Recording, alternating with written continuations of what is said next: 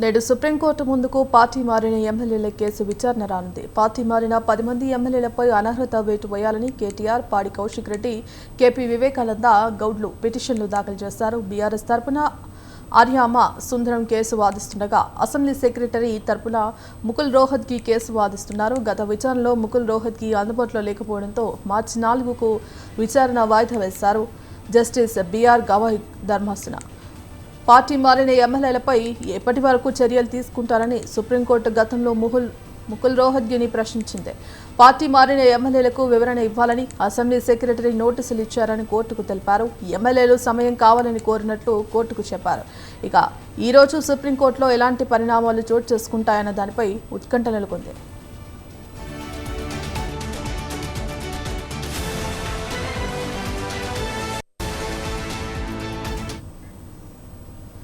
ఇక పార్టీ మారిన 10 మంది ఎమ్మెల్యేల కేసు విచారణ ఈరోజు సుప్రీంకోర్టు ముందుకు రానుంది. ఇక ఈ నేపథ్యంలో అసెంబ్లీ సెక్రటరీ తరపున కేసును ముకుల్ రోహత్గి వాదిస్తున్నట్టుగా తెలుస్తోంది. ఇక గత విచారణలో ముకుల్ రోహత్గి అందుబాటులో లేనందున మార్చి 4కు ఈ విచారణను వాయిదా వేసినట్టు తెలుస్తోంది.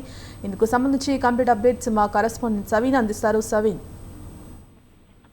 తెలంగాణలో బీఆర్ఎస్ పార్టీ నుంచి గెలిచి కాంగ్రెస్ పార్టీలో చేరిన ఎమ్మెల్యేలపై ఈరోజు సుప్రీంకోర్టులో విచారణ జరగబోతోంది. జస్టిస్ బీఆర్ గవాయ్ ధర్మాసనం ఈ కేసును విచారణ చేస్తోంది. ముఖ్యంగా పార్టీ మారిన 10 మంది ఎమ్మెల్యేలపై అనర్హత వేటు వేయాలని బీఆర్ఎస్ పార్టీకి సంబంధించిన ఎమ్మెల్యేలు పాడి కౌశిక్ రెడ్డితో పాటు కేపీ వివేకానంద గౌడ్ పిటిషన్ దాఖలు చేశారు. మరోవైపు BRS party working president KTR సైతం మరో పిటిషన్ దాఖలు చేయడంతో ఈ పిటిషన్లపై సుప్రీంకోర్టు విచారణ జరుగుతోంది. బీఆర్ఎస్ పార్టీ తరఫున సుప్రీంకోర్టు సీనియర్ న్యాయవాది ఆర్యామ సుందరం ఈ కేసును వాదిస్తుండగా ఇక అసెంబ్లీ సెక్రటరీ తరఫున ముకుల్ రోహత్గి ఈ కేసును వాదిస్తున్నారు.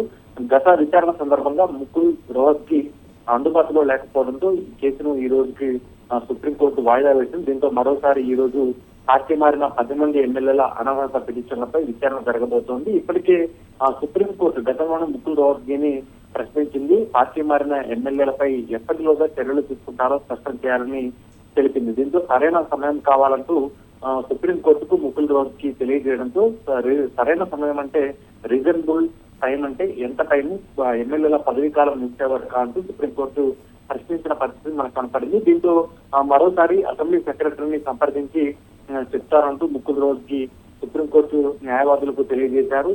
ఇప్పటికే అసెంబ్లీ సెక్రటరీ సుప్రీంకోర్టు విచారణ తర్వాత పార్టీ మారిన 10 మంది ఎమ్మెల్యేలకు నోటీసులు జారీ చేశారు. నోటీసులు జారీ చేసి పార్టీ ఎందుకు మారాల్సి వచ్చిందో వివరణ ఇవ్వాలంటూ అసెంబ్లీ సెక్రటరీ ఎమ్మెల్యేలకు నోటీసులు ఇచ్చారు. దీంతో ఎమ్మెల్యేలు తమకు వివరణ ఇచ్చేందుకు సమయం కావాలంటూ అసెంబ్లీ సెక్రటరీని కోరారు. ఇప్పటి వరకైతే ఎమ్మెల్యేలు అసెంబ్లీ సెక్రటరీకి వివరణ ఇవ్వలేదు. మరోవైపు సుప్రీంకోర్టులో విచారణ కొనసాగుతోంది.